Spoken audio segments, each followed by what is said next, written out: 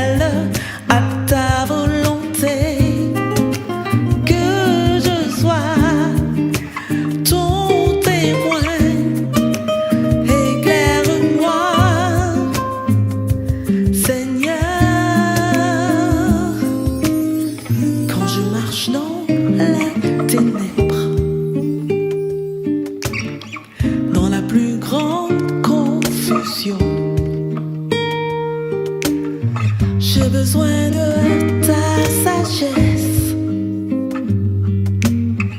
et de ton discernement. Viens au secours de ma foi. Révèle-moi la direction qui me mènera, Seigneur, à toi pour l'éternité.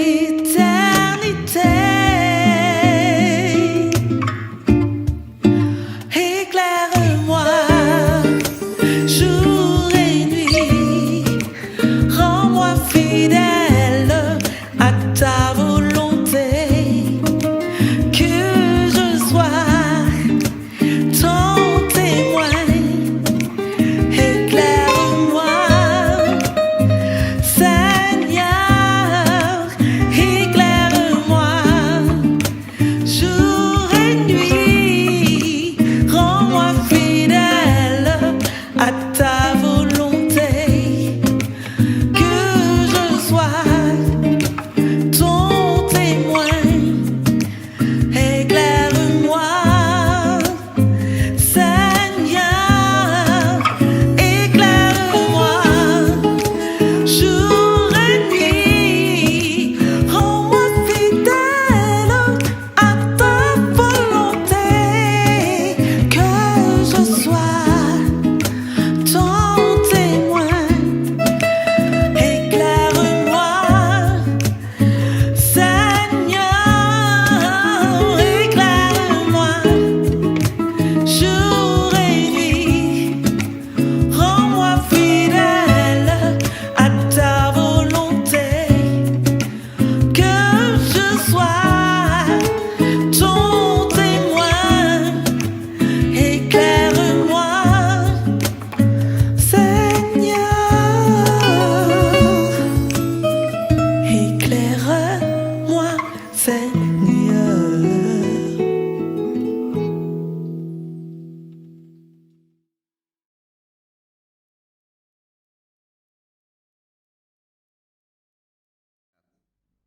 Bienvenue dans l'émission Éclaire-moi. Nous sommes ravis de vous accueillir aujourd'hui et pour la deuxième partie de notre émission sur l'abstinence sexuelle. Nous sommes à nouveau avec Firmin et Monique, comme la dernière fois. Nous sommes ravis de vous revoir. Et de continuer ce sujet, de parler de ce sujet si important. Donc, la dernière fois, on avait vu un peu la définition d'abord de l'abstinence. Oui. On avait vu que c'était une privation de l'acte sexuel. Ensuite, on avait vu à qui ça s'adressait. Donc là, on parlait plus particulièrement des jeunes. Donc l'abstinence sexuelle avant le mariage. Avant le mariage, oui. Et du coup, nous, on voulait en savoir un petit peu plus sur la suite, sur comment, en gros, on va gérer tout ça, comment dire. Ben oui, parce qu'en fait, on a entendu parler la dernière fois de pulsion, Exactement. peu en conclusion de l'émission. Mais qu'est-ce que c'est réellement les pulsions? Alors, oui, ça existe aussi généralement chez l'animal, mais en tant qu'homme, on en a aussi. Alors, quel est le lien? Est-ce que c'est la même chose? Est-ce que c'est pas la même chose? Comment y faire face? Qu'est-ce qu'on doit mettre en place? Est-ce que vous pouvez nous apporter des réponses sur cela? Oui. Alors, Nous essaierons, hein, en tout cas. Nous essaierons. oui, alors, on a parlé de pulsion, c'est-à-dire que l'homme a des pulsions et l'animal a un instinct. Et on va faire la différence entre l'instinct et la pulsion. Parce que l'instinct, l'animal, il ne se maîtrise pas, il ne se contrôle pas. L'animal, il va droit au but.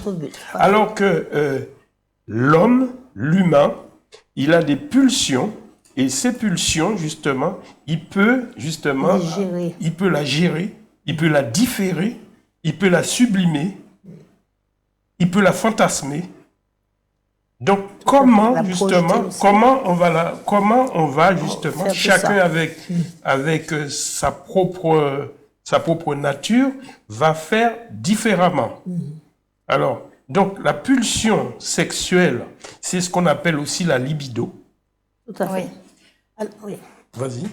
Alors, donc, c'est vrai que c'est pas un gros mot, hein, la pulsion. C'est un mot qui a été créé par Dieu. Donc, on va dire que l'être humain a en lui 3 familles de pulsions qui n'ont qu'une idée, c'est de venir à la surface. Alors, on a la pulsion de vie, hein, et bon, c'est tout ce qui va nous maintenir en vie. Et on a la pulsion de mort qui va nous conduire plutôt à la destruction, l'agressivité, la violence. Et aussi, on a la pulsion sexuelle, celle qui nous intéresse. Hein?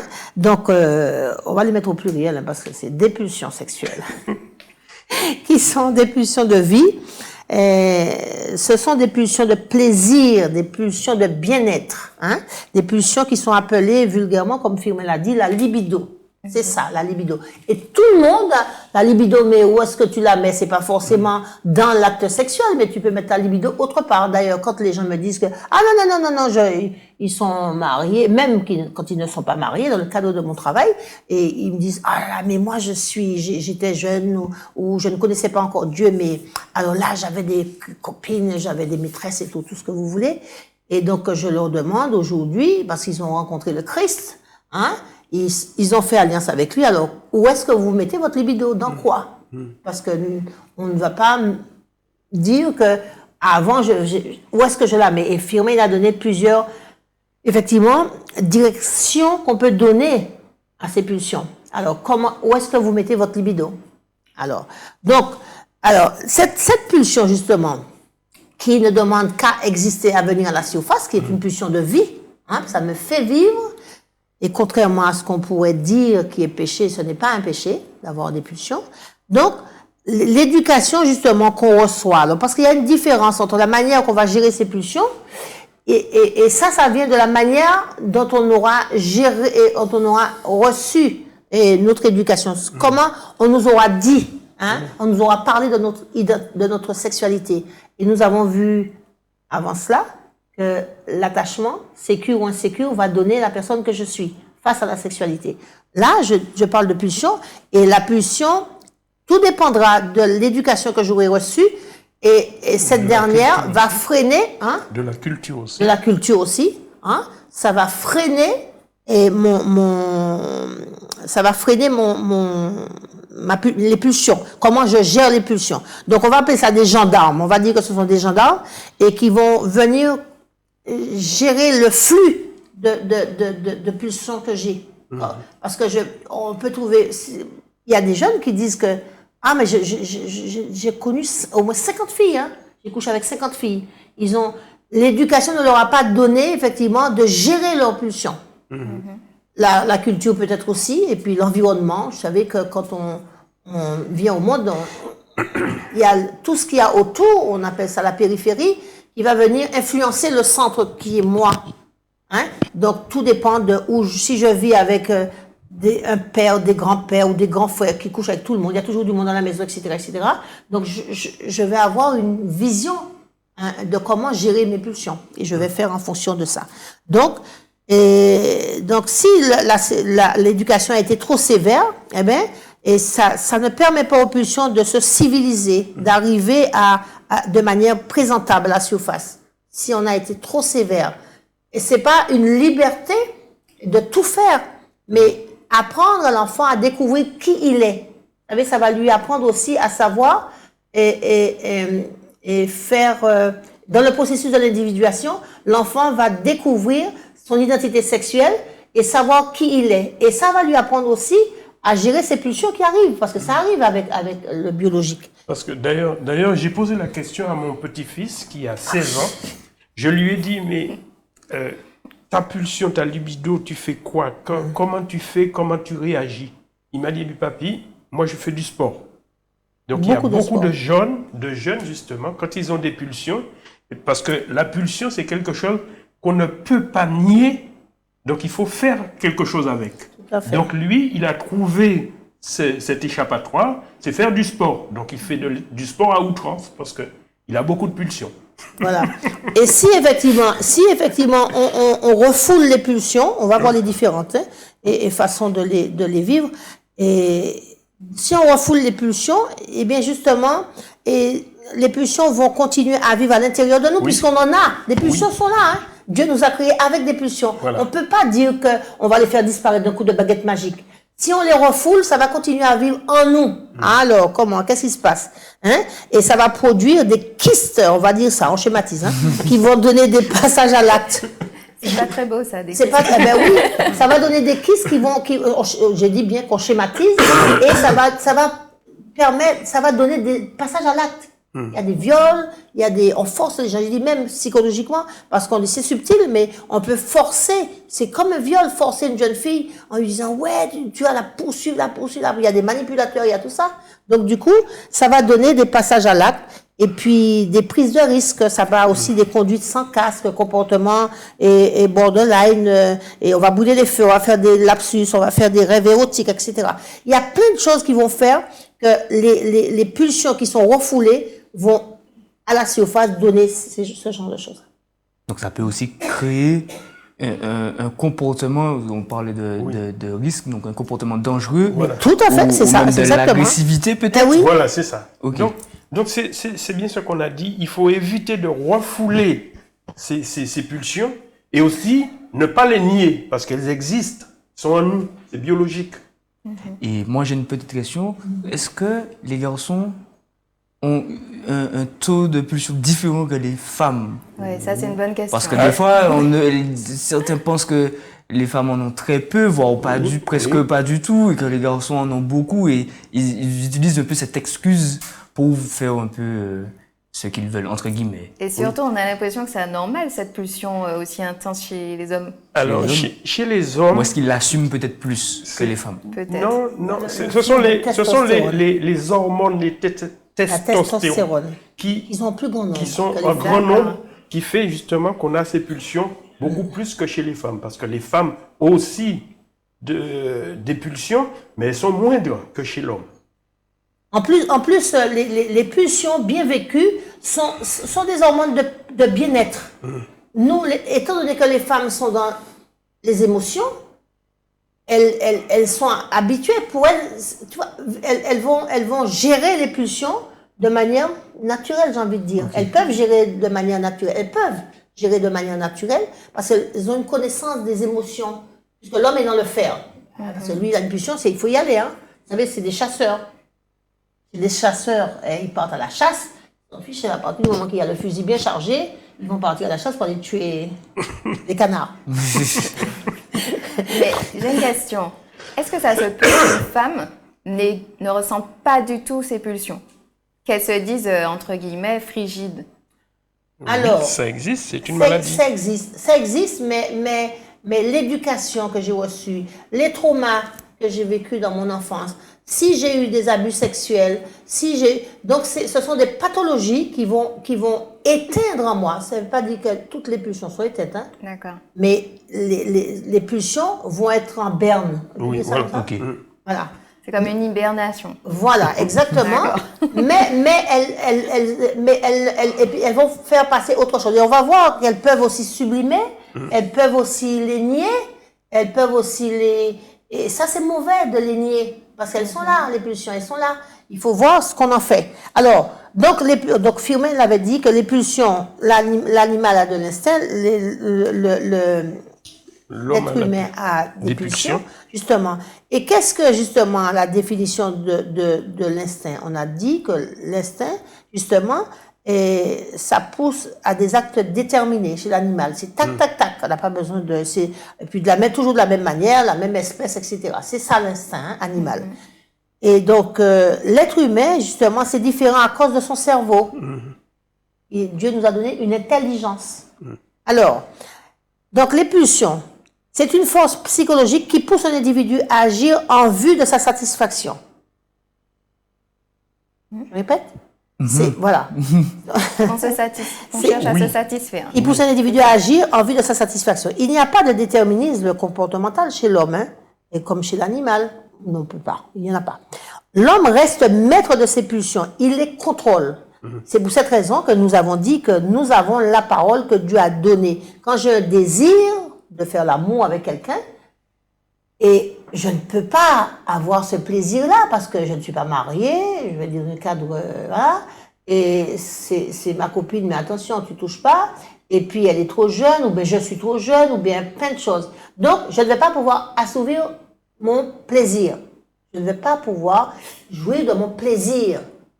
Donc, qu'est-ce que je fais entre le désir et le plaisir que je voudrais avoir? Donc, Dieu nous a donné cet espace parole. Et on sait bien que dans la parole de Dieu, la parole est créatrice. C'est par la parole que l'univers a été créé. Des gens disent qu'au commencement était la parole était avec Dieu, la parole était Dieu. Donc du coup, si on utilise la parole, Dieu peut nous donner la possibilité de pouvoir mettre à distance le plaisir que je veux avoir. Je vais le mettre à distance. Ça peut, je ne sais pas, le nombre de temps, l'espace-temps, je ne sais pas. Mais en tout cas, on peut le mettre à distance. Ça nous empêchera de tuer l'autre, de le violer, de lui casser la tête, de l'obliger à avoir un acte sexuel si elle ne veut pas. Ça va? Oui. Donc, plusieurs choses. Alors, donc, comment on peut justement rester maître de ses pulsions? Par la symbolique, le cerveau ne fait pas la différence entre le symbolique et le réel. Hein. Donc, si on parle, le cerveau va entendre que je ne veux pas, l'autre ne veut pas. Hein? Donc, il va se mettre en berne aussi encore. Je vais le dire encore en berne. Donc, il va accepter que. Donc, si dans la culture aussi, on a des pulsions, et puis, donc, si dans la culture, on était habitué à. Voilà, hein, je connais des familles où les grands-pères, les grands-parents avaient plusieurs femmes, les enfants arrivent, ils ont plusieurs femmes, et ainsi de suite. Vous savez, c'est la culture, c'est comme ça qu'on va coucher avec tout le monde, on va faire des enfants avec tout le monde. Alors, l'espace symbolique, c'est l'espace de la parole, l'a-t-on dit. Donc, la Bible nous dit bien, si tu crois dans ton cœur, si tu le dis de ta bouche, tu parviendras à la guérison, tu seras guéri de ça. Si tu parles, il faut parler. Il faut parler, il ne faut pas rester sans, et effectivement, dialoguer, communiquer à l'autre. On peut lui dire que j'ai envie de toi, j'aurais tellement aimé avec toi, mais je sais qu'on va se marier, je vais attendre. Alors, donc, en discutant, effectivement, ça met à distance le désir que j'ai. On n'est pas encore devenu un animal. Excusez-moi. Donc, je peux décider comme ça de ce que je vais faire de mes pulsions. Je discute, je parle. Je peux décider aussi de les refouler. Alors, qu'est-ce qu'on fait? Le refouler, c'est quoi? Hein? En gros, c'est le mettre à la poubelle. Oui, c'est le refouler, ça crée des complexes. Ça crée des complexes de refouler les pulsions. Et on se culpabilise aussi. Hein. Oui. Parce que la pulsion ne va pas mourir. Hein. Vous pouvez dire ce que vous voulez, vous n'allez pas le tuer avec un fusil, ni l'enterrer. Ah là là. Donc, elle va continuer à vivre à l'intérieur de nous et ça va être des maladies diverses. Oui. Alors, qu'est-ce qui fait très souvent qu'on refoule la pulsion? C'est si on nous a dit justement que avoir des pulsions, c'est mauvais, péché, c'est c'est mauvais. ouais. Donc, effectivement, on va le refouler. Mais, en quelque part, on sera dépassé justement par le fait que cette pulsion, elle est là. Et puis qu'elle va vouloir, elle va vouloir justement venir être à la satisfaite. surface, mais oui. Elle va vouloir... Parce que c'est comme ça, c'est une pulsion, c'est quelque chose qui veut être assouvi. On a besoin de, c'est comme l'envie de manger, l'envie de boire, l'envie de dormir, c'est pareil. Donc ça, on va dire que c'est péché, donc on va le refouler, et ça va donner lieu à toutes sortes de maladies, hein, vous savez. Et puis on peut aussi les déplacer. On peut les déplacer sur la belle voiture, la plus grosse voiture. Il y a un festival de voitures, de belles voitures à côté de chez moi, là. Tout le monde achète une grosse voiture. On voit les refouler, hein. Les personnes qui déplacent leur pulsion. Oui. Hein. Donc, quand on a les voitures, admettons, deviennent leurs femmes, hein. Vous savez ça? Oui. Chez les jeunes, ça peut être la guitare, ça peut être la moto, ça peut être plein de choses. Donc voilà, on va déplacer la libido sur un objet. C'est ça, déplacer la pulsion. Donc, et je peux fantasmer. Ah, c'est le meilleur bonne choix. question. Alors, qu'est-ce que, pour vous, le fantasme? C'est quoi? Parce que le fantasme a mauvaise presse, hein, avec c'est quoi le fantasme? Alors, surtout dans notre communauté, Alors, dites-moi juste ce que vous pensez fantasmer, du c'est fantasme. c'est déjà péché. C'est déjà avoir fait l'acte avant même d'avoir touché la personne. Alors, dites-moi. Comment vous voyez le fantasme? Comment on voit le fantasme? Moi, je vois le fantasme effectivement comme... Quelque chose de bien ou pas bien? Bien ou pas bien. Bon, pour moi, c'est pas forcément mauvais. Que c'est quelque chose qui permet pas d'assouvir un peu la pulsion, mais c'est une image en fait. C'est vraiment, je sais pas comment vraiment l'expliquer. Mais ça dépend. C'est peut-être, ça peut se manifester peut-être en rêve. C'est un rêve où on va fantasmer, mais du coup c'est de la pulsion, donc c'est quelque chose de naturel qui va venir à l'esprit, qui va faire que ça va nous permettre de canaliser un peu cette pulsion, je pense. Il faut embaucher notre... non mais payez-moi, il faut me payer. On va y réfléchir. On va travailler sur nos salaires.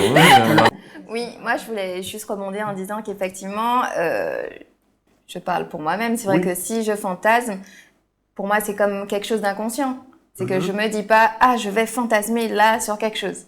C'est quelque chose qui arrive comme ça. C'est ça, oui. Après, je pense que la limite est imaginons que je fantasme sur quelqu'un, il faudrait pas que je mette un visage sur mon fantasme. Elle a pris de faillir sans... Voilà. Oui, parce que... C'est exactement ça. J'ai une bonne note aussi. Oui, non, mais on est bien, Dès lors qu'on met un visage, c'est de la convoitise. Mais alors, donc, c'est péché aussi. Je vais donner une explication justement du fantasme. Alors, vous allez vous retrouver dans le désert. Vous vous retrouvez dans le désert sans eau. Vous marchez, à un certain moment, vous avez soif. Alors, qu'est-ce qui se passe? Vous avez soif, vous avez tellement soif que vous voyez une bonne bouteille de coca avec... Didier. Oui, chez nous, les innovations, on ne boit pas de coca. On va essayer de ne pas faire de pub, on va dire de l'eau de coco. Parce que sinon, ils vont nous demander de l'argent. Mais alors, on va dans une bouteille d'eau bien fraîche.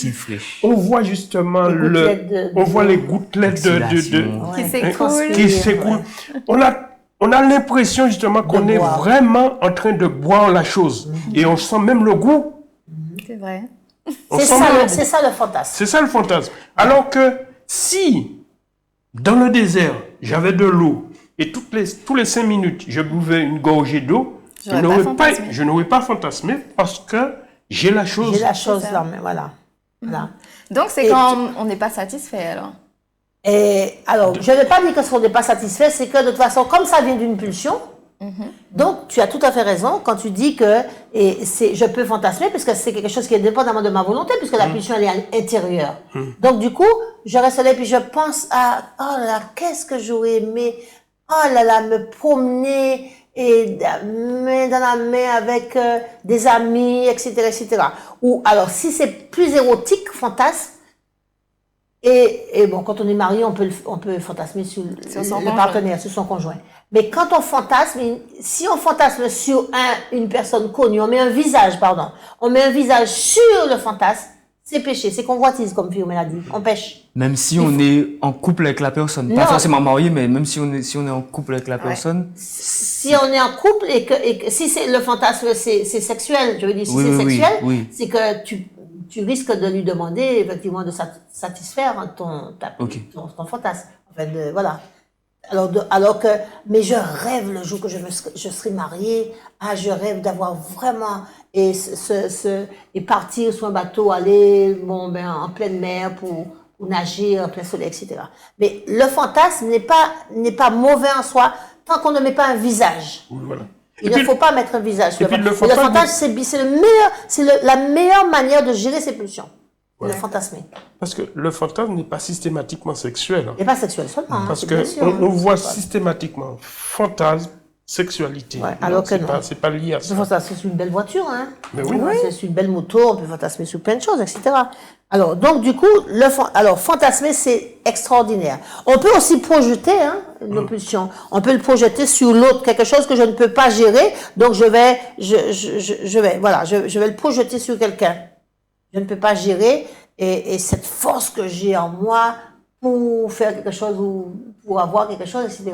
Et tu tombes sur moi comme un fou, alors que je ne suis pour rien. Je veux dire que tu n'as pas projeté la pulsion parce que c'est une force. Hein. On a dit c'est une force. On a besoin de quelque chose et c'est ça la pulsion. Donc on va le projeter sur quelqu'un. Et donc et puis le pire, c'est de nier la pulsion. Quand on nie la pulsion, elle est là, elle vient, elle arrive, elle est là, on la nie. Alors donc du coup, où est-ce qu'on la met cette pulsion? On fait comme si elle n'existe pas. Hein? On la nie et comme on ne peut pas s'arracher à sa pulsion sexuelle, donc du coup ça va enquister. Pas le mot kyste, mais oui. Et puis ça va se répéter. On va la retrouver la pulsion et plus tard dans la relation à l'autre. Oui, on va la retrouver, mais avec force, parce que il y a des femmes qui me disent que c'est vrai que mon mari, depuis que je le connais, mais quand on a des rapports intimes, il est violent. Il n'est pas violent, il ne me tape pas, mais il est violent. Ses pulsions sont débordantes. C'est un peu comme après un régime. Mais oui, et puis on tombe sur le ramadan. On casse le régime, après le jeûne. On compense un peu. Oui, voilà, on est resté 4 jours sans manger, mais on va manger pour un mois. Oui, voilà. Non, mais c'est vrai que c'est très mauvais. C'est le plus mauvais. La plus mauvaise manière de gérer ses pulsions, c'est de les nier. Alors, et puis aussi, on peut la sublimer. Alors. Oui, la sublimer. Alors, très souvent, c'est ce qui se passe dans nos communautés. Il y a beaucoup de gens qui disent que j'ai plus besoin d'hommes.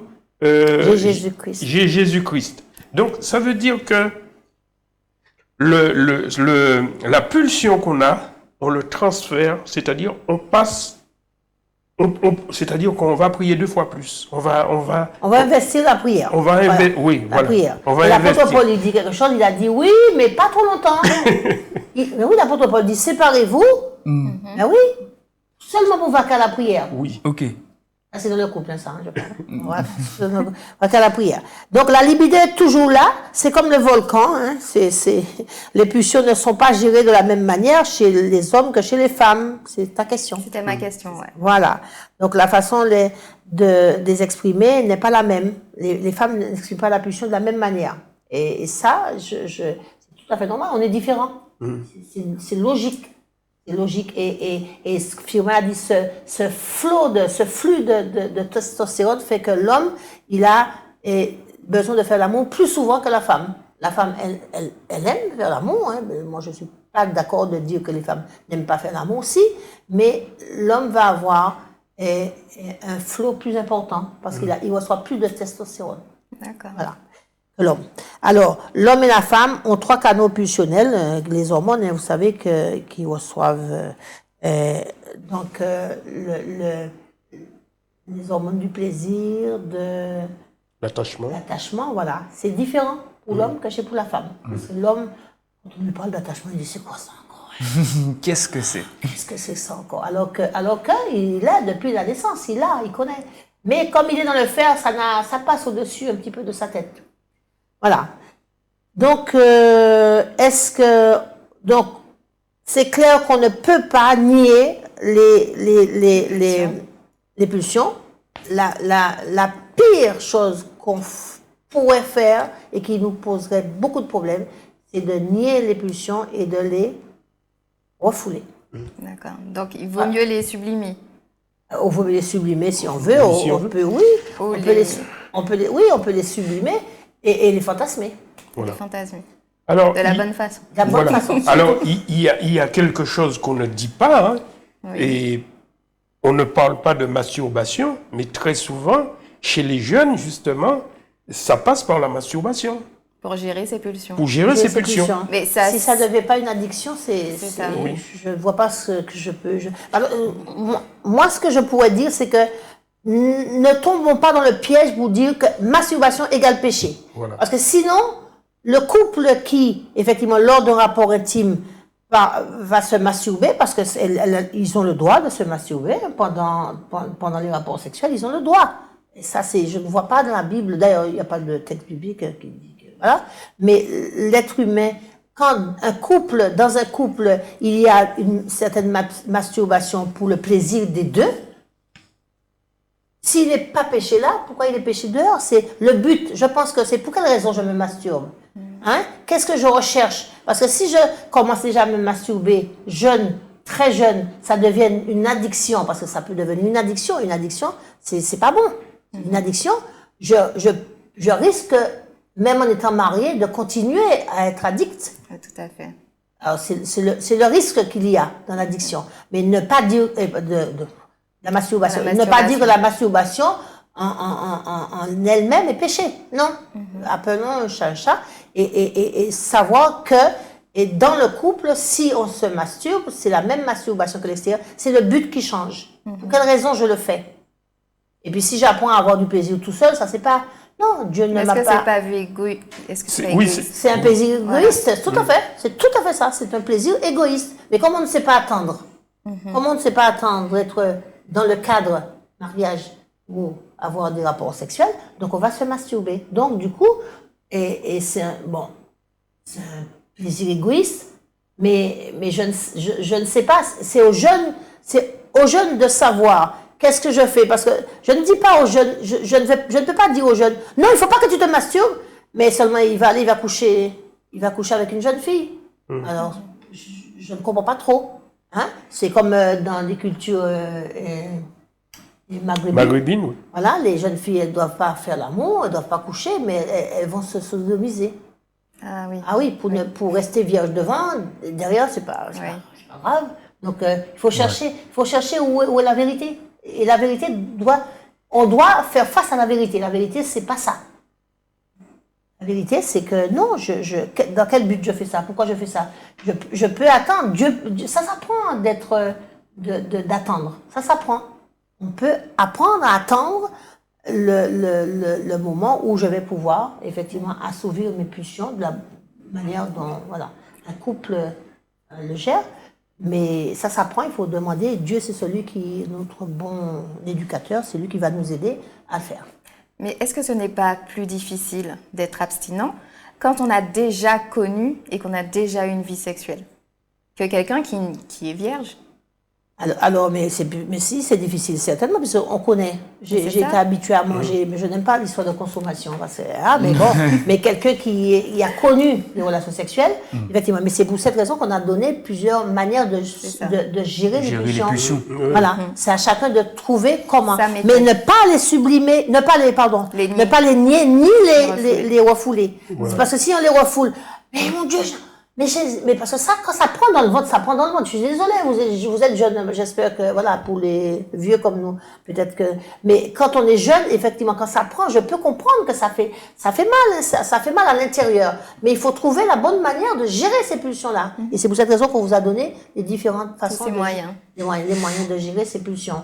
Mais c'est pour celui qui a déjà connu. Et ouais, mais c'est pas la prière seulement qui va permettre. Il faut la connaissance de soi, la connaissance de comment je suis fait, qu'est-ce que j'ai là. Parce que si je dis carrément c'est péché, je vais jeter à la poubelle, mais n'allez pas, il va vous retrouver. Hein. La pulsion, vous pouvez pas l'enterrer, vous pouvez pas la tuer. Elle est toujours là. Alors, je sais pas si Katie, tu as des questions. Alors, j'en ai une dernière. Vas-y. Que dire aux personnes qui disent « Oui, mais vous faites abstinence et comment vous allez faire après ?» Qui vous dit que vous serez compatible quand vous serez marié? Au niveau de sexuellement. Oui, alors. Donc en gros, excuse-moi Firmin, en gros, vaut mieux essayer avant, là t'es sûr, tu sais, où tu t'embarques et tout, au lieu d'attendre et puis t'es déçu par la suite. Du coup, comment savoir si... Certains veulent savoir comment savoir si on est compatible. C'est ça. Alors, j'aurais bien aimé te poser, si on me pose cette question-là, j'aurais bien aimé savoir qu'est-ce que vous mettez dans la compatibilité. Qu'est-ce que vous mettez dans ce package-là? Vraiment être compatible dans l'acte sexuel. Par exemple, on n'est pas fait de la même façon. Si un gros zizi, un petit zizi, c'est ça? Je ne sais Par pas. exemple, personnellement, je ne veux pas. C'est pas moi qui pose la question. Alors, parce que si c'est pour apprendre comment faire l'amour, ça s'apprend comme le vélo. Ça s'apprend comme on ne nous apprend pas. Est-ce que tes parents t'ont appris comment embrasser un garçon et l'amour s'éveille? Ne veille pas l'amour avant qu'il ne s'éveille. Ça va venir. C'est biologique. Vous savez, c'est Dieu nous a donné des hormones. D'ailleurs, quand on se marie, la première étape, c'est l'étape de la fusion. Eh bien, on a toutes les hormones qui arrivent. Dieu nous donne toutes les hormones, l'attachement, le plaisir, tout ça. Tout, il nous distille ça. On n'a rien besoin. D'ailleurs, c'est pour cette raison que l'autre, il est tellement extraordinaire, on ne voit pas ses défauts. Parce que Dieu nous donne toutes les hormones qu'il faut. Et puis, après la période de la fusion, Dieu ferme les robinets. Mais quand je dis ça, je suis sérieuse, hein. Dieu ferme tous les robinets. Il ne donne plus d'hormones. C'est nous qui les fabriquons. En créant du lien. Toutes les hormones, le plaisir, l'attachement, tout ça, nous allons fabriquer ces hormones-là pour pouvoir créer du lien. Eh bien, c'est ça qu'il faut apprendre à faire pour qu'on soit compatible. Mais c'est pas une histoire voilà, je ne sais pas. Hein. Vous voulez dire quelque chose? Non, juste pour ajouter que la compatibilité ne reste pas uniquement dans le côté physique de la sexualité. Parce que la sexualité... c'est en fonction, c'est-à-dire que déjà la femme, ce qui l'intéresse, c'est la tendresse, c'est qu'on soit avenant. Les petits gestes tendres, les petits mots. Voilà. Donc on voit bien que même si on est compatible physiquement, mais c'est pas ça qui va sûrement apporter du plaisir, parce que le premier organe sexuel, c'est le cerveau. Et le cerveau, lui, il va attendre certaines choses que, c'est bien pour ça que quand on parle de l'homme et de la femme, l'homme et la femme n'ont pas les besoins sexuels au même moment. C'est-à-dire que la femme, ce qu'elle aura besoin, elle aura besoin que l'homme soit tendre, que l'homme lui prenne dans les bras pour avoir un acte sexuel. Or, l'homme, lui, ce qu'il attend, c'est le plaisir à tout prix. D'emblée, il va vouloir le sexe. Et puis après, après le sexe, hein, on peut le prendre dans les bras, on peut... Mais c'est cet ordre-là. Mais ils dorment après, ils vont... ils ne sont plus là. Donc, c'est pour dire que la femme, elle, c'est pas justement ce côté-là qui va la préoccuper. La porte d'entrée, c'est pas le sexe. C'est pas le sexe qui est la porte d'entrée, effectivement. Donc, c'est pas ça qui va il va pas se préoccuper de ça, à savoir si le sexe est assez et si c'est pas ça. C'est pas s'il est grand, s'il est petit, non, c'est pas ça, parce que on peut toujours s'arranger. La preuve, je me dis que comment deux femmes qui se disent s'aimer, ils n'ont pas de sexe. Ils n'ont pas de... Elles n'ont pas de sexe. Si, elles ont un sexe. Elles n'ont pas de pénis. Elles n'ont pas de pénis. Et elles arrivent justement à se satisfaire de leur amour. Donc c'est pour dire que c'est pas l'organe sexuel qui est important. C'est pas la pénétration. Alors parce qu'on fait l'amalgame aussi. On pense que c'est l'acte sexuel, c'est seulement une pénétration. Alors que non, les vieux, vieux, quand on n'aura plus de dents, eh bien on s'aime, c'est la tendresse. Il y aura une tendresse tellement forte qu'on va s'aimer. C'est comme un rapport sexuel pour les vieux. Oui. Ah non, on n'est pas encore vieux. mais c'est comme, j'ai envie de dire que cette méconnaissance-là qu'on a, et quand on dit qu'il vaut mieux s'essayer, déjà la première chose qu'il faut faire, quand deux jeunes se rencontrent, j'ai dit deux histoires différentes, apprendre à se connaître. Je connais ta mère, je connais ta famille. Connaître, je veux dire que apprendre à connaître ta famille. C'est vrai que si dans ta famille, il y a des alcooliques, des criminels, ils sont polygames, ils sont tout ça.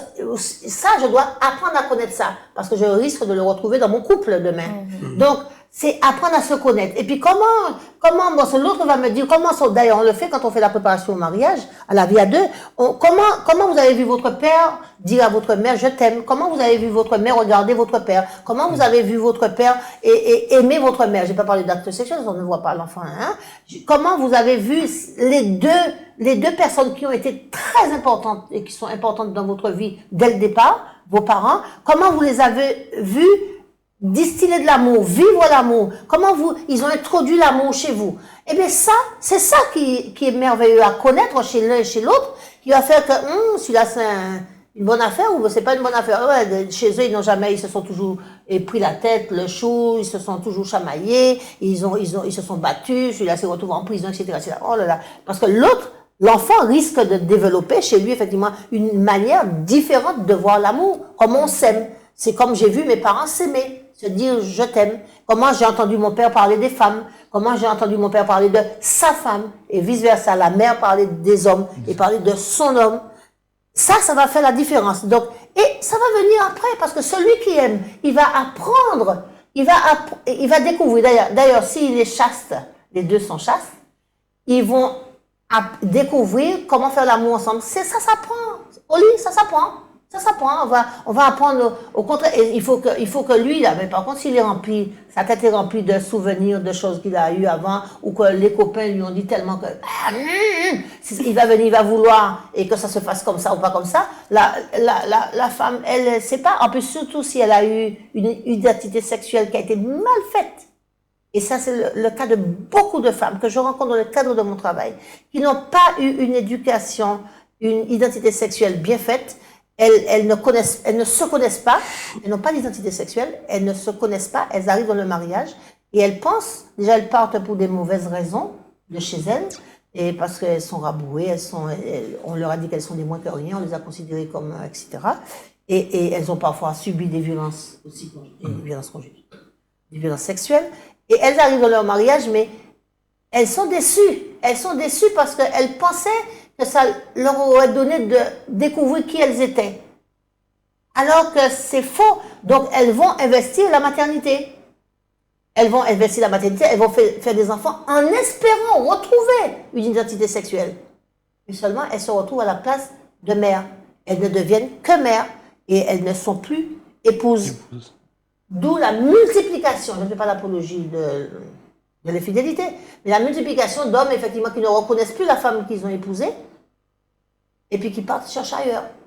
Parce que parfois, ils travaillent, ils voient des secrétaires sous des talons, des machins, maquillages qui sentent bon, etc. Je ne sais pas. Et est-ce que ça peut aussi expliquer le fait que quand les enfants partent de la maison, les couples se... mais je vous ai dit qu'il faut l'embaucher. Non, mais ça s'appelle effectivement quand les enfants quittent le nid. Je vais demander un salaire. Mais oui, c'est quand les enfants quittent le nid, les parents qui n'ont été que parents dans leur couple, ils n'ont été que parents, ils n'ont pas été couples conjugaux, mari-femme, ils ont été que papa-maman.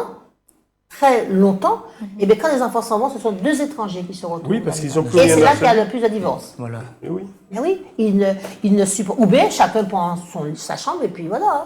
Ils sont sous le même toit. Et je vais dire haut et fort que dans une situation telle que celle qu'on décrit, eh bien, les 2 pêchent. S'il n'y a pas de maladie, parce qu'il peut y avoir effectivement des cas. Hein, médicaux.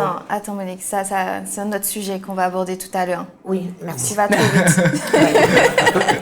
Donc on pourrait conclure avec un petit message aux jeunes Oui. qui nous regardent, pas besoin D'essayer. avant Non. Tout à fait. On n'a pas besoin de ça. On n'a pas pour besoin. savoir si on est compatible. Le but, c'est Voilà. vraiment d'apprendre à se connaître, de se construire, déjà de se construire Mais oui. seul, Ouais. pour ensuite essayer de construire une relation avec l'autre et approfondir cette relation Exactement. avant même d'essayer de... Alors, quand tu parles de compatibilité, effectivement, très souvent, on n'est pas compatible, c'est-à-dire dans la communication, c'est-à-dire qu'on ne se comprend pas. Voilà. Ça veut dire que la manière de communiquer fait qu'on n'est pas compatible parce qu'on s'engueule tout le temps, on est tout le temps en conflit. On est tout le temps en On ne conflit gère pas des conflits. et on ne les gère pas parce que le conflit est Notamment en normal. soi. C'est quelque chose dans un couple, il faut avoir des conflits. Pourquoi? Parce que on est différent. Donc ça veut dire que si on est différent, j'ai mes opinions sur certaines choses, toi tu as des opinions, et il va falloir les gérer pour pouvoir collaborer, coopérer ensemble. Mais la communication, si on ne sait pas communiquer, on ne sait pas communiquer ensemble, on ne peut pas être compatible. C'est ça. Exactement. Alors, on va faire une courte pause avec un morceau instrumental que nous offre Nathan. Restez à l'écoute.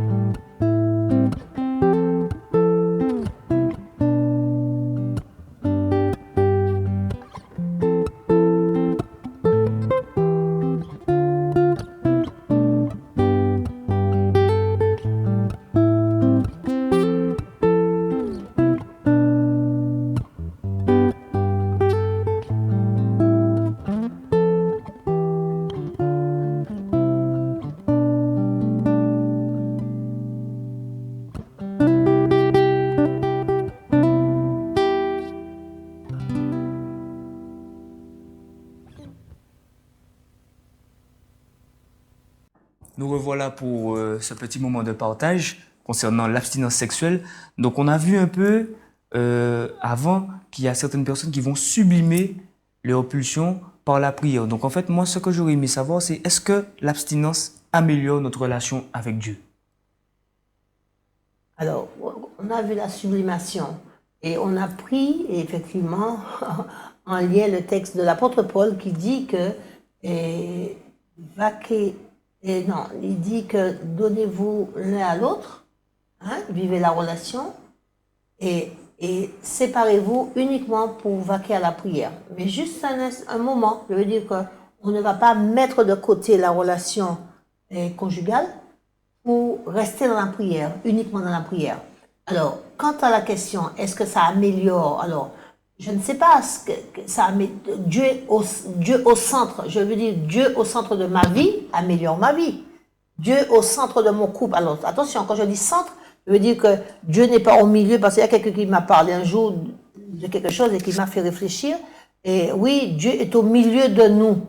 Mais dans l'absolu, Dieu est au milieu de nous. Mais dans le couple mari-femme, Dieu n'est pas au milieu du mari et de la femme, puisqu'il dit que l'homme quittera, s'attachera pour former une seule chair.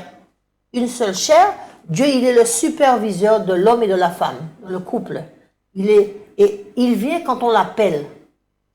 Quand on a besoin de lui, il vient. Il nous respecte trop pour s'introduire comme ça. Il a donné le libre arbitre, c'est pas pour rien, pour que l'homme choisisse de demander, de choisir quoi. Choisir ce que tu veux faire. Choisis la vie ou la mort. Donc Dieu ne s'impose pas à nous. Il est là et si nous avons besoin de lui, nous l'appelons. Donc, dans le couple... Je suis à la porte, frappez. Oui, voilà. Voici, je me tiens à la porte. Comme un mendiant, je frappe. Si vous entendez, ouvrez la porte. Donc, c'est valable pour le couple aussi. Donc, là où il y a une amélioration dans ma vie personnelle, c'est quand je donne à Dieu sa place. Dans le couple, si je donne à Dieu sa place, ça va améliorer. Mais seulement quand Dieu a créé Adam, il ne lui a pas dit, tiens une grosse Bible sous les bras et puis vas-y mon vieux, tu es avec moi, je suis là, t'as plus besoin de... Il a dit non, il est douloureusement regrettable que l'homme soit seul. Je vais lui faire une aide. Donc il lui a fait un vis-à-vis. Comme quoi que c'est important d'avoir. Et n'allez pas dire que, ah non, j'ai pas besoin de ça, j'ai ma vie avec Dieu, je n'ai pas besoin de ça. Donc tu restes célibataire si tu veux. Mais si tu es en couple, tu ne peux pas mettre de côté, en stand-by, ta vie de femme mariée ou d'homme marié, pour dire que tu t'occupes que de l'église, que de l'église, que de l'église, que de l'église, ou que de... Voilà. C'est tout ce qu'on peut dire quant à... Mais Dieu améliore nos vies, effectivement, mais que chaque chose soit à sa place. D'accord. Et dans le cas où on aurait déjà eu des rapports sexuels, est-ce que Dieu nous en voudra-t-il si... en gros, notre passé, si on décide on est en couple, on a eu des rapports et que avant de se marier, on décide quand même de devenir abstinent. Mais est-ce que certaines personnes ont un peu ce sentiment de culpabilité en fait? Donc en gros, comment faire en sorte d'avancer dans son couple en sachant qu'on a déjà eu des rapports sans culpabiliser forcément? Alors, est-ce que Jésus est mort seulement pour les rapports sexuels? Jésus est mort pour sauver l'humanité. L'humanité, on est d'accord. Alors, s'il est allé à la croix pour des rapports sexuels et qui sont impardonnables, alors je ne sais pas si c'est ce Dieu-là que je sers. Hein. Moi, je sais que Dieu me dit, si tu confesses tes péchés, si tu prends ça comme un péché, parce que, en fait, le mariage dans la Bible, c'est les rapports sexuels. Les rapports sexuels. Hein. Quand tu as un rapport sexuel avec quelqu'un, tu te maries avec. D'ailleurs, je pense toujours, nous avons toujours pensé que si on disait aux jeunes, très tôt, qu'à chaque fois ils vont avoir un rapport sexuel avec une fille ou avec un garçon qui sont mariés. Vous avez vu le millefeuille de mariage qu'il y a dans leur vie? Non, mais et eux, ils sont pas polygames, les jeunes. Les jeunes sont contre la polygamie.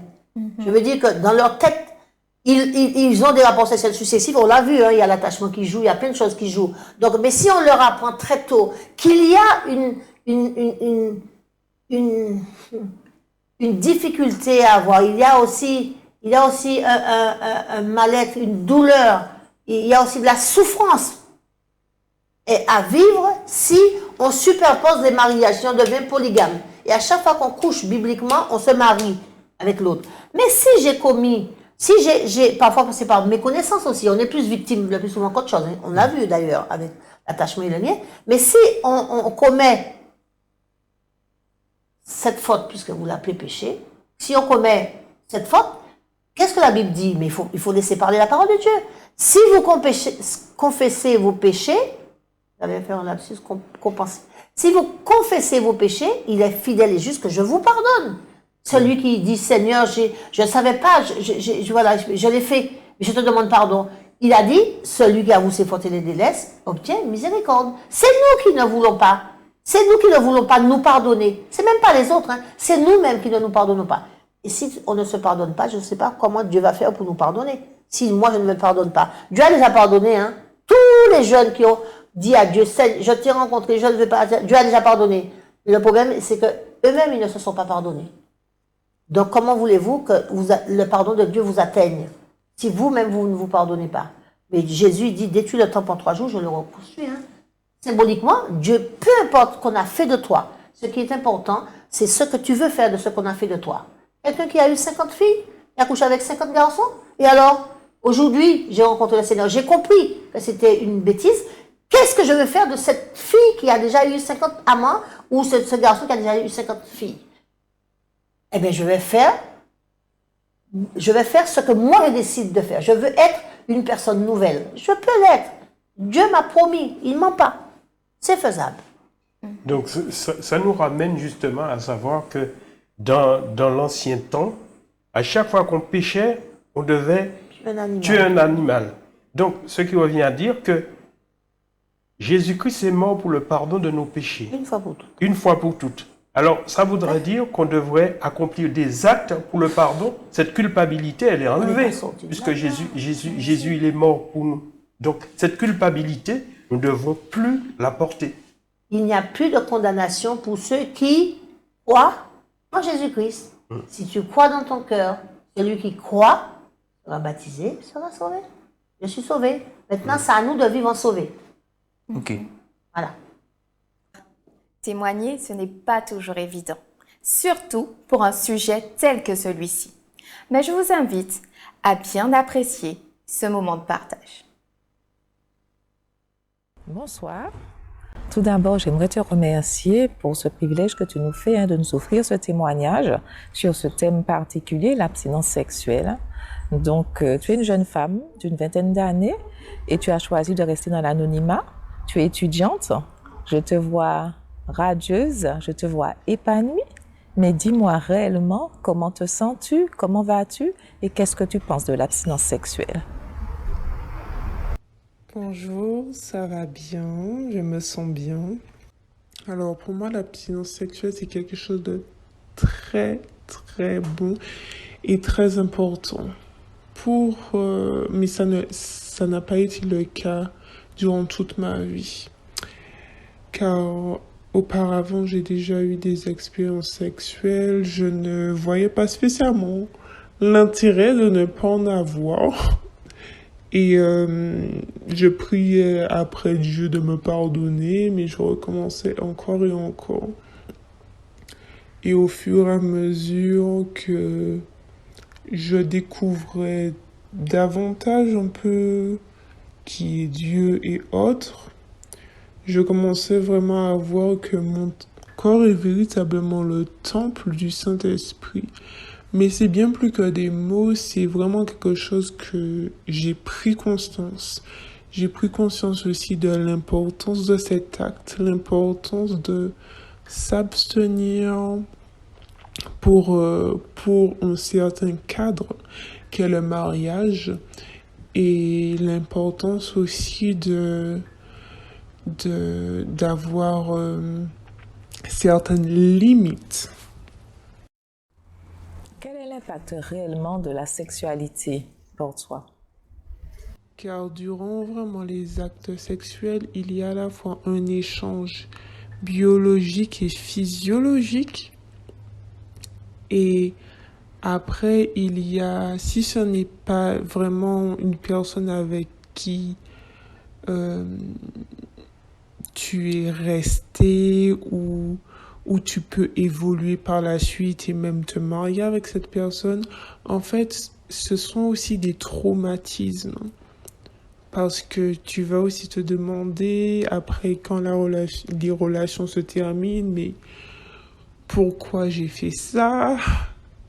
Enfin, c'est beaucoup de déception et d'envie que que ça n'ait jamais eu lieu. Mais heureusement, Dieu est là pour pardonner, Dieu est là pour rétablir la paix, Dieu est là pour consoler. Et donc, c'est ce qu'il fait en fait. Dis-moi réellement, qu'est-ce qui te pousse à parler ainsi? Parce que dans la Bible, quand on parle de sexualité, on dit que il l'a connue. C'est-à-dire, cette partie intime, c'est pour moi l'achèvement, en quelque sorte, de la connaissance de cette personne avec qui tu vas passer ta vie, avec qui tu vas te marier. Et j'aimerais véritablement remettre dans le contexte du mariage. C'est vraiment quelque chose qui doit être fait dans le contexte du mariage pour justement éviter tous ces traumatismes qu'on peut avoir quand on a eu déjà des expériences avec plusieurs partenaires. C'est vraiment des choses qui font mal par la suite parce qu'en fait, cette personne a connu la plus grande intimité que l'on peut avoir qui s'obtient véritablement par les rapports sexuels. Je retiens donc que l'acte sexuel doit être pratiqué dans le cadre du mariage et que sans cela entraîne une souffrance, un mal-être pour certains. Selon toi, c'est ce que tu penses réellement? Et donc, je rebondis sur ce que je disais auparavant, c'est-à-dire le terme qui est souvent employé dans la Bible, c'est-à-dire telle ou telle personne se sont connues, c'est-à-dire ils ont connu véritablement toutes les sphères de chacun, c'est-à-dire psychologique, émotionnel, mais aussi physique. Et il est vraiment très important de se préserver pour pouvoir justement permettre à une seule personne de pouvoir nous connaître autant, nous connaître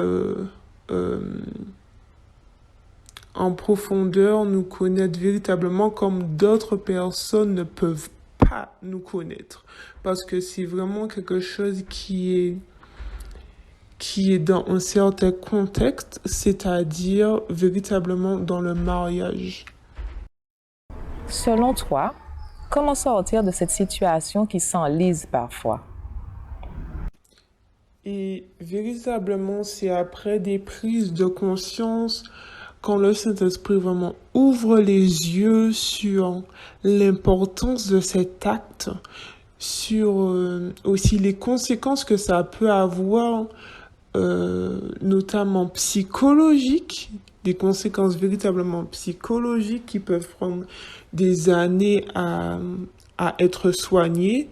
Et d'ailleurs, j'invite toutes les personnes aussi qui peut-être souffrent actuellement de certains traumatismes ou se disent mais pourquoi j'ai fait ça, ils vivent dans des remords, n'ayez vraiment pas peur d'aller voir des professionnels qui peuvent véritablement vous aider à surmonter ces situations. Et je tiens aussi à dire aux jeunes particulièrement, mais aussi aux adultes, parce qu'il y a aussi beaucoup d'adultes qui vivent en fait, qui ne vivent pas l'abstinence sexuelle avant le mariage, que Dieu est un Dieu qui pardonne, que Dieu est un Dieu aussi qui donne une nouvelle vie et qu'il n'y a absolument aucune situation trop difficile pour lui. Il n'y a aucune situation qui ne peut pas changer, transformer, mais il faut aussi vraiment le vouloir. C'est-à-dire, il faut dire stop. Il faut dire stop, c'est terminé, maintenant je veux vivre une nouvelle vie, je comprends mieux l'importance de cet acte qui est vraiment un acte merveilleux.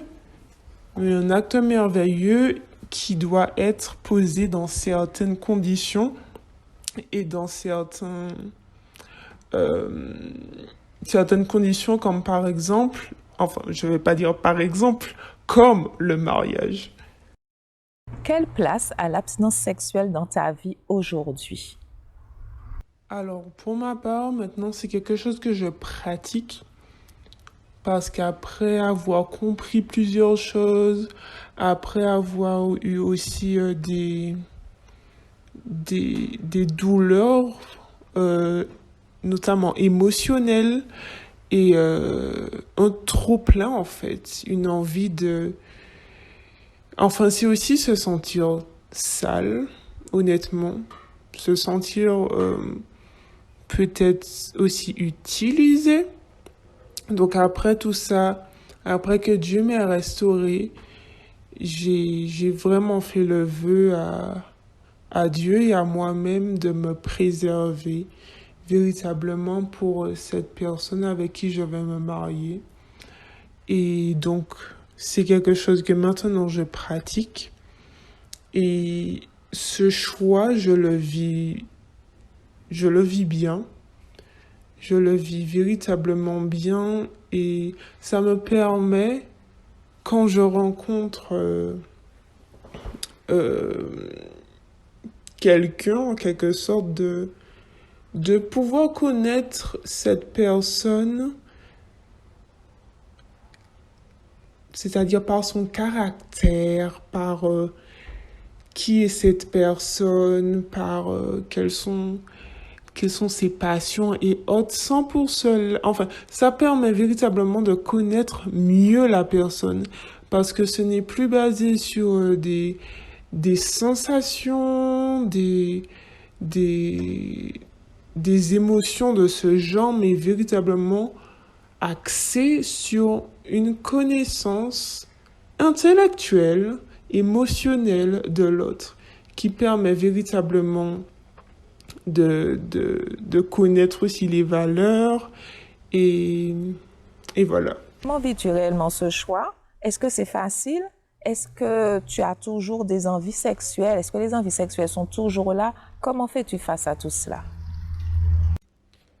Et donc, les envies sexuelles ne partent pas quand tu te dis que tu vas pratiquer l'abstinence sexuelle, pas du tout.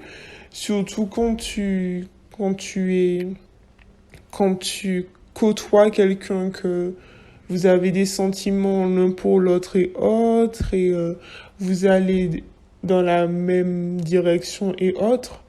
Mais ce qui est important, c'est de pouvoir le dire dès le début et de pouvoir mettre aussi des freins. Des freins, c'est-à-dire ne pas aller spécialement dans certains endroits seuls ou autres, afin aussi de ne pas pouvoir être tenté, parce que la chair est faible. La chair est véritablement faible. Donc, ce que je conseille aussi à chacune des personnes qui écoutent, c'est de ne pas avoir peur de mettre des freins, parce que c'est vraiment très, très important. On peut avoir autant de motivation qu'on puisse avoir, mais honnêtement, ce sont des sensations et des émotions qui sont très fortes, et il faut véritablement savoir dire non et ne pas aussi se mettre nous-mêmes dans des conditions, dans des lieux aussi qui sont propices à avoir en quelque sorte facilement des actes sexuels. C'est vrai, tu as vraiment un message très fort pour les jeunes et pour les moins jeunes, hein, des conseils qui peuvent vraiment aider et soutenir tout un chacun, hein, dans cette démarche vers l'abstinence sexuelle, dans l'abstinence sexuelle. Mais est-ce que tu as quelque chose de spécifique, un message particulier pour les jeunes aujourd'hui? Alors, pour terminer, un message que je veux faire passer, non pas seulement aux jeunes, mais aussi à tout le monde, car comme je l'ai dit, ce ne sont pas que des jeunes qui vivent dans ce genre de situation. Il y a beaucoup d'adultes actuellement qui vivent véritablement dans dans ce genre de situation. En fait, il faut savoir que c'est un choix aussi à prendre. Il faut savoir que si au fond de ton cœur, tu sais que ce n'est pas bien, il faut savoir dire non. Oui, il faut prier. Absolument, il faut prier. Mais c'est aussi un choix aussi à faire. Un choix à dire aussi à son partenaire si tu as actuellement un partenaire avec qui tu as des relations sexuelles. Il faut savoir dire maintenant je ne veux plus en avoir. Et en fonction de l'attitude, tu sais aussi à qui tu as affaire. Si cette personne ne veut plus de toi après que tu le lui aies dit, pars. Pars. Je sais, c'est très facile à dire, mais honnêtement, ça va te préserver de beaucoup de choses. Véritablement beaucoup de choses. Donc, c'est vraiment un des conseils que je peux donner. Et quelque chose que je veux dire aussi, c'est que, encore une fois, Dieu l'a fait pour moi. C'était pas quelque chose de facile, c'était pas une décision facile à prendre. Mais honnêtement, maintenant, je vis beaucoup mieux. Je vis en étant tellement plus épanouie. Je vois véritablement l'importance de me préserver et ça me permet véritablement de connaître cette autre personne d'une meilleure manière parce que ça me permet d'avoir un champ plus large pour connaître une personne de manière, comme je l'ai déjà dit, spirituelle, émotionnelle, psychologique aussi, professionnelle. Et pour moi, ça, c'est comme la cerise sur le gâteau. L'acte sexuel, c'est comme vraiment la dernière manière, en quelque sorte, de connaître une personne et qui, pour moi, devrait être vouée pour une seule personne et dans un cadre précis qu'est le mariage. C'est vraiment un acte merveilleux que Dieu nous a donné et c'est en fait les conditions aussi que la société nous montre qui donnent une certaine image de la sexualité comme quelque chose de sale ou quoi que ce soit. Mais non, quand c'est pratiqué dans de bonnes conditions, dans le bon cadre, encore une fois, que le mariage, c'est vraiment quelque chose de bon. Donc voilà, en tout cas, mettez toutes ces situations entre les mains de Dieu. Il est vraiment celui qui peut renouveler une vie. C'est lui qui dit que quand quelqu'un est en Christ, il est une nouvelle créature. Les choses anciennes sont passées. Voici, toutes choses sont devenues nouvelles. Et c'est vraiment ce que Dieu nous dit encore pour cette situation, cette année, que c'est le moment, encore une fois, de changer de vie, de changer pour à la fois faire sa volonté, mais aussi pour vivre une meilleure vie, pour se protéger et pour pouvoir avoir justement ces actes sexuels dans la bonne condition, au bon moment et dans le bon cadre. Eh bien, je ne peux dire qu'amen à tout cela. Je crois que tu as résumé tout ce qu'on a vu durant cette émission sur l'abstinence sexuelle. Tu as donné des conseils, tu as donné les points spirituels. Donc, franchement, je te remercie grandement pour ce merveilleux témoignage. C'est vrai, tu l'as dit, tu es épanoui. L'abstinence sexuelle, la sexualité, c'est dans un cadre bien précis, selon la vision de notre Dieu, parce qu'il veut que nous soyons des êtres épanouis. Donc, franchement, merci. Et puis, je ne peux que te souhaiter tout ce qu'il y a de meilleur dans ta vie future, que tu restes accroché à notre Dieu, que tu restes connecté à lui et que tu continues à apporter cet amour et ce partage merveilleux avec tout un chacun. Merci. apparemment, l'abstinence ne toucherait pas que les jeunes célibataires. D'ailleurs, tu as commencé à en parler tout à l'heure, Monique. Des fois, c'est présent dans le couple. Alors, est-ce nécessaire? Parce qu'effectivement, il y a des couples qui se disent, comme on disait tout à l'heure, c'est une façon pour moi de me rapprocher de Dieu, d'avoir une relation plus profonde, mais dans le couple. Surtout si l'autre n'est pas d'accord avec ça, comment faire et est-ce réellement nécessaire? Alors, il y aurait eu beaucoup de choses à dire. Je pense que déjà, il faut définir qu'est-ce qu'on appelle « je ne veux plus avoir de rapport sexuel », c'est ça? Je veux être abstinent. Là, ça tombe bien parce que ça voulait dire que j'avais l'habitude de consommer. Je ne consomme pas. Ce mot-là que je n'aime pas, voilà.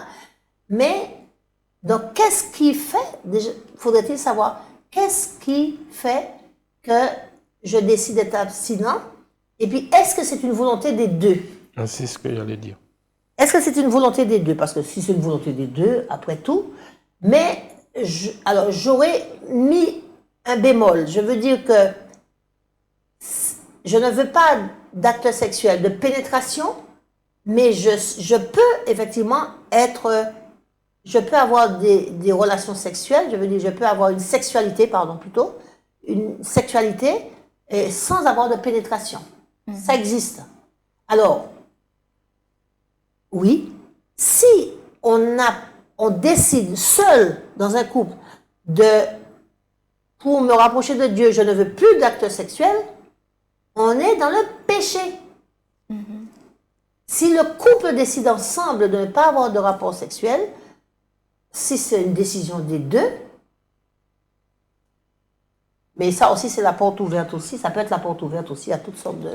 Alors, je pourrais rajouter que la croix représente quoi? Ah oui. La relation avec l'homme et Dieu et la relation entre l'homme et l'homme. Voilà. Donc, si je suis dans un couple et que je néglige la relation entre moi et mon conjoint et que je privilégie la relation entre Dieu et moi, eh bien, en quelque part, je ne représente pas justement ce que Jésus est venu faire. Jésus est venu sur la croix.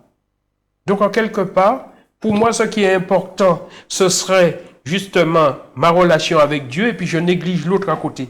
Et quels sont les deux commandements que Dieu a donnés? Dieu a donné 2 commandements. Nouveau. 2 commandements nouveaux. Hein? Alors que nous, on est persuadés qu'il faut multiplier les commandements. On en avait 10, les Juifs en ont 613. Hein? Et Dieu encore est venu par-dessus, il a réduit en 2 commandements. Les 2 commandements, c'est quoi? Moi, honnêtement, c'est vrai que quand Firmé dit ça, ça me ramène encore à une réalité, c'est que il y a des raisons pour lesquelles je pourrais dire que je ne veux pas de rapport sexuel. Bon, il faut que ce soit une volonté des deux dans un couple. Oui, tout à fait. Il faut trouver un compromis. Et le compromis, c'est pas tellement ce qui est... Il faut trouver une coopération, parce que le compromis, c'est ponctuel. C'est quelque chose qui... Parfois, ça nous pète au visage aussi, parce qu'on ne peut pas rester dans un compromis éternellement. Exactement. Donc, tout ce qui se traîne se salit, dit quelqu'un. Donc, voilà. Et moi, je crois que si on écarte le problème médical, si on écarte la décision des deux, c'est quoi? Ah oui, mais dans la Genèse, dans la Genèse, qu'est-ce que Dieu il a dit, il n'est pas bon que l'homme soit seul, alors que alors que il y avait Dieu et l'homme. Pourquoi est-ce que Dieu il dit qu'il est douloureusement regrettable que l'homme soit seul? Donc il faut aussi cette relation de l'homme à l'homme, en fait, des deux, voilà, un autre que moi. Parce que la première chose que Dieu a bénie, c'est qu'il a dit, il a mis la sexualité et puis Dieu les a bénis. Soyez féconds, multipliez, etc. Et il les bénit. Il a béni quoi? Il a béni la sexualité. Donc c'est quelque chose qui est important. Il n'a pas dit qu'on va prier, c'est vrai. Hein? Oui. Il n'a pas dit, venez, on va prier, on va faire une prière de consécration.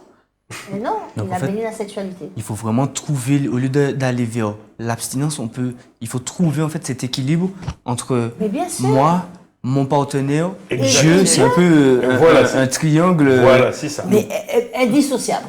Voilà. De toute façon, il est impensable que je puisse me rapprocher de Dieu et couper avec mon partenaire. C'est quoi ça? Mais non, c'est pas biblique. Hein. Je vous dis, c'est péché.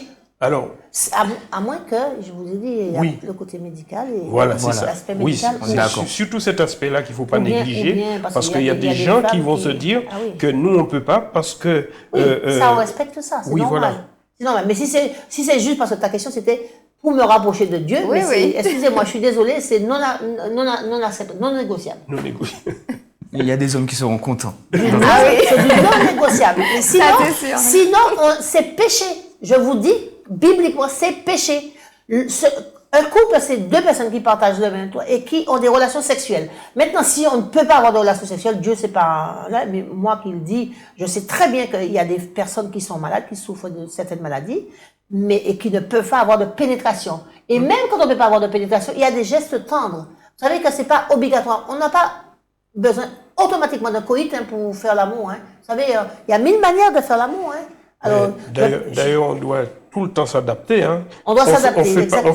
On fait pas l'amour à 70 ans comme on faisait à 20 ans. ben C'est heureusement, plus on la a même tué chose. les Hein. pauvres. Donc, on serait mort.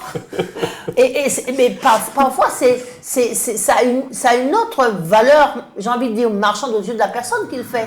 Je veux dire que ça n'a rien à voir. Je ne vais pas aller me comparer. Moi, à mon âge, je ne vais pas aller me comparer à 20 ans, à l'âge, à l'amour. Comment je faisais l'amour quand j'avais 20 ans ou 25 ans. Non, je veux dire qu'à chaque âge, à son plaisir. Et puis, on est plus tendre. Plus ça va, plus on devient tendre. Et je crois que même avec les enfants, Dieu demande à avoir une relation de tendresse. Le technon. Le mot, c'est technon. Dieu demande à ce que les parents aient avec leurs enfants une relation de tendresse. Et quand on inscrit ça chez l'enfant, on lui permet de vivre ça, il connaît ça dans son moi intérieur, il a une connaissance, une empreinte de ça, des souvenirs de la relation de tendresse pour pouvoir l'utiliser quand il sera plus âgé dans son couple. Mais c'est péché. On n'est pas en couple à dire que je vais me rapprocher de Dieu, je vais prier. Sinon, Dieu aurait donné à Adam une grosse Bible et puis lui dire que je suis avec toi, tu n'as pas besoin de femme. Donc je te donne une grosse Pourquoi Bible créer une femme? et puis on va vivre. Alors que parce là, on que voit vraiment... Dieu il a dit, je vais te donner une aide qui te corresponde. Voilà. Donc, ça voudrait dire qu'à un certain moment, on ne se correspond plus. C'est ça. Ben oui, hein. Bah, j'espère que vous avez bien retenu. Hein. Donc, si on pourrait conclure ce moment, on voit vraiment qu'au final, l'abstinence, c'est un peu quelque chose d'erroné. C'est secondaire et c'est erroné. C'est tout à fait, c'est manque de connaissance. Hein, parce Voilà. que quand on a tout compris, on ne parle même pas d'abstinence puisqu'on comprend, on vit tellement la chose que l'abstinence ne vient pas nous titiller, j'ai envie de dire. Ça, c'est pas un fardeau, c'est pas une douleur pour nous. Voilà, c'est censé être quasiment naturel, puisque si on prend C'est le temps naturel d'apprendre depuis. à connaître l'autre, en fait, c'est juste le processus naturel. Tout à fait, exactement. Mais comme c'est on le n'est pas, processus. il y a un manque d'éducation et un manque d'accompagnement, De connaissance, donc on va tout de suite utiliser le terme abstinence et Ouais. aller Et c'est dans- douloureux de vivre ça. Je dis oui, on va parler d'essayer, de consommer. Ce sont des mots qu'on utilise dans... Oui, qu'est-ce qu'on Pour- consomme? pour- On consomme à manger. À manger, Oui, mais oui. Oui. Alors que c'est quelque chose de tellement extraordinaire, cette relation d'amour, cette sexualité que Dieu a créée, mais c'est extraordinaire. Et c'est parce que Dieu sait que l'homme en avait besoin qu'il l'a créé. Sauf Donc que- alors, consommer. Ah, Voilà. je l'ai T'as dit dit consommer. Tu vois? Je l'ai dit exprès. Mais du coup, on a tendance à réduire un peu Mais bien sûr. la mais chose. bien sûr. Et on se rend malheureux, misérable, Avec les nuits. hein, aveugle et nu. Ah oui. Alors, Monique et Firmin, pouvez-vous conclure cette émission? Je crois qu'on arrive au bout. Alors, que dit Dieu et tout ça? Et on vous laisse la parole pour conclure l'émission. Oui. En tout cas, nous avons été vraiment ravis de partager ça avec vous parce que je pense que ça aussi, ça nous a fait du bien parce qu'on a appris beaucoup en travaillant cela. Ça est venu confirmer en tout cas ce que nous pensions déjà de ce thème-là. Et donc, que dit Dieu? Dieu nous donne ce qui nous permet de vivre dans l'amour. Ça, c'est clair, c'est ce Dieu-là. Il est amour. Il n'a pas de l'amour, il est amour. Et Dieu, dans 1 Corinthiens 13, et qu'est-ce que l'amour dit concernant l'abstinence? L'amour est patient. C'est ce que la Bible dit. Donc, tu vas attendre. Ah ben oui, hein. L'amour est patient. Il s'inscrit dans la durée. Il sait attendre. Hein? Il ne cherche pas son intérêt, son plaisir. Il veut consommer. Il ne cherche pas son intérêt. Alors, qu'est-ce que Dieu dit des relations sexuelles avant le mariage? C'est un principe de vie, hein, en tout cas. C'est un principe de vie. Et les principes de vie ont une force incalculable. Et ça, c'est une pulsion. La pulsion est un principe de vie aussi. C'est pour la vie. Mais quand Dieu dit d'attendre, effectivement, c'est un principe de vie. Nous trouvons l'enseignement dans la Bible. Les commandements de Dieu sont toujours considérés en ayant un arrière-plan. Pourquoi? Parce que l'offre d'ensemble qui nous parle de l'amour, eh bien, on les retrouve sous 3 aspects. Vas-y. Oui, Dieu affirme le corps est bon. C'est ce qu'il dit. C'est ce qu'il dit. Il nous donne ce qui nous permettra de vivre dans l'amour. Et contrairement, on a toujours tendance à penser que l'amour est un sentiment. Or, l'amour n'est pas un sentiment, c'est un climat dans lequel on vit. Un climat d'amour. Un climat qui est au service du lien. Ça veut dire que quand on est dans un climat d'amour, on peut mieux tisser du lien de bonne qualité. Voilà. Oui. Dieu est amour, mais l'amour, c'est pas un sentiment. Oui, voilà. C'est-à-dire que dans notre couple, dans notre vie, il y a de la vie. Ça circule, on est épanoui. Alors, et il bénit particulièrement l'union du mariage. Dieu affirme que le corps, la sexualité sont bons. Le corps et la sexualité, mes amis, tout ça, c'est bon. Et c'est pas moi qui dis, c'est Dieu qui le dit. Alors, dans la Bible, hein, au milieu de la Bible, hein, on a un livre, Cantique des Cantiques. Il ne faut pas arracher. Hein. Il dit, le corps a une grande importance dans la Bible. Et l'apôtre Paul nous dit, je suis un corps et je suis mon corps. Voilà. Et je dois en prendre soin parce que c'est Dieu qui me l'a donné.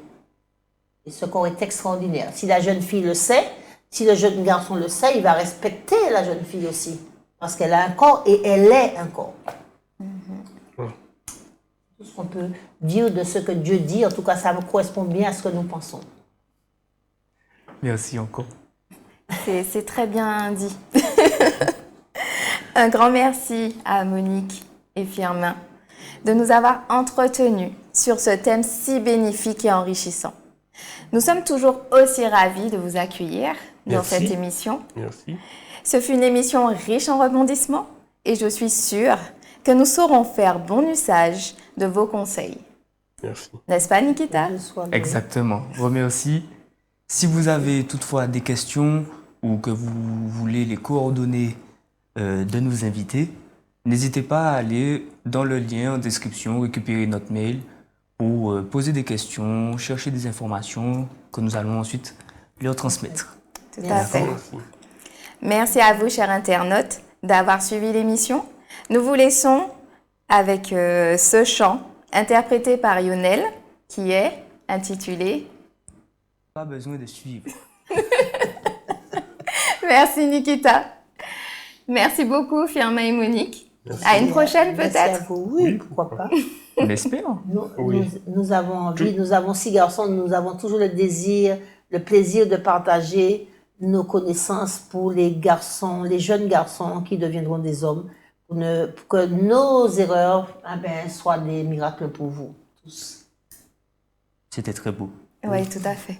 Et aussi partager justement notre témoignage avec ceux qui sont en couple et qui voudraient justement arriver à avoir un couple épanoui.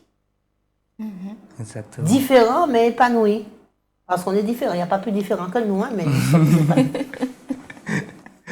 Merci d'avoir suivi l'émission. N'hésitez pas à aller chercher le mail en description et restez dans la lumière.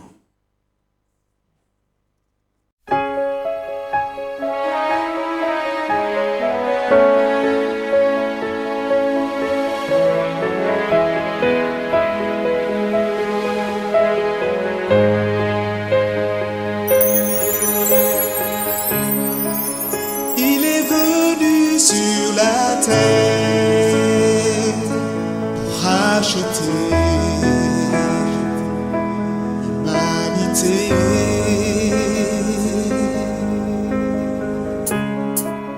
Emmenant vers l'univers nos angoisses et nos guerres. Tu n'as pas besoin de vivre éternellement sur cette terre. Tu n'as pas besoin de suivre les envies de l'homme sur terre. Tu n'as pas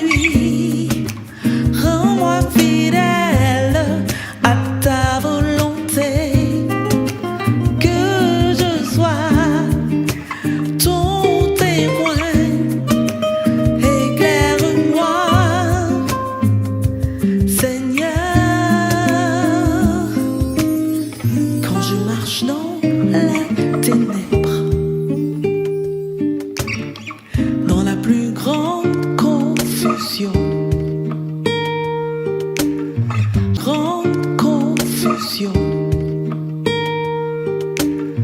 J'ai besoin de ta sagesse et de ton discernement. Viens au secours de ma foi. Révèle-moi la direction qui me mènera, Seigneur, à toi pour l'éternité.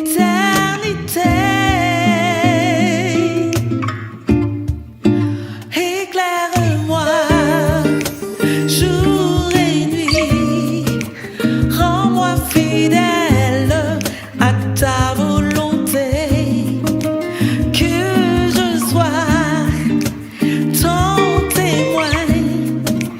Éclaire-moi, Seigneur, éclaire-moi jour et nuit, rends-moi fidèle à ta volonté, que je sois ton témoin. Éclaire-moi, Seigneur, éclaire-moi jour et nuit, rends-moi fidèle à ta volonté, que je sois ton témoin. Éclaire-moi, Seigneur, éclaire-moi jour et nuit, rends-moi fidèle à ta volonté, que je sois ton témoin. Éclaire-moi, Seigneur, éclaire-moi, Seigneur.